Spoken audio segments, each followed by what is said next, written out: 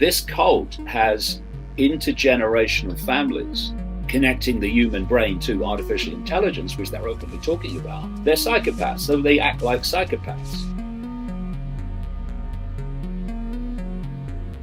The problem with humanity, the many give their power to the few in the form of acquiescence. Something inside of me told me this was leading somewhere. And that if I kept going, then that somewhere would emerge. And when you go through the level of ridicule that I did in the early mid-90s, one of two things happens. Either it destroys you and you withdraw from the world, or you let go of the prison that most people live in, which is the fear of what other people think. Most people are not living their lives. They're not living who they are. They're living what they think others think they should be. And therefore, they're living a lie. They're living someone else's version of them. What happened to me as a result of that massive ridicule is that I let go of the fear of what other people thought. And when you do that, it's indescribable what that does, because no more mental gymnastics before you open your mouth. What I did was let go of that fear of what other people thought of me. And the freedom is indescribable. Because like I say, you don't have the mental gymnastics. How do I put this so they won't think I'm crazy? What do I leave out so they won't think I'm crazy? You reach this point where this is me, and I don't give a damn if you think I'm crazy.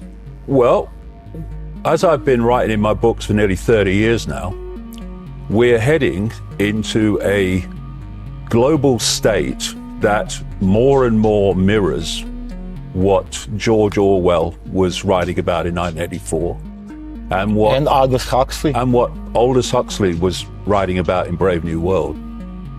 And it's becoming more and more obvious as our freedoms are taken away, as our ability to have freedom of expression is taken away, as we've seen with this latest WikiLeaks batch of leaked files. People are being watched through their televisions, through their smart TVs, and recorded through their smart TVs in their own living rooms. We're having knowledge now that the CIA has been working to hack into car computer systems to create what they call almost indetectable assassinations. And what's starting to happen is the veil is lifting on the scale of control, gathering control that we're being subjected to. And here's a question about the smart TVs. Why on earth are Samsung, for instance, putting microphones and cameras into televisions?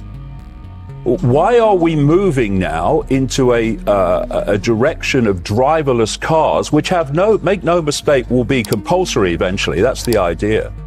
Which can be controlled through their computer system even more effectively than the computer systems in cars now. Why do we need driverless cars? Why do we have cameras and microphones in televisions? The answer is they're there, and there's back doors into smartphones and back doors into this other smart technology, which again has come to light, which are left there so that this surveillance can take place. And what I've found on this world speaking tour since last summer, 2016, going to Australia and America and all around Europe, is more and more people, more than I've ever seen before, are starting to lift their eyes up from the game show and the sport and say, hold on a minute, what's going on? So how did you do that? Well, it's something that comes from letting go of the fear of what other people think. you know. I mean, if you ask people to write down, say, their top 5 fears, all over the world, invariably, the vast majority would include speaking in public, right? What is the fear of speaking in public? It's the fear of what other people think. Ridicule, shame. Yeah, it's the fear of what other people think.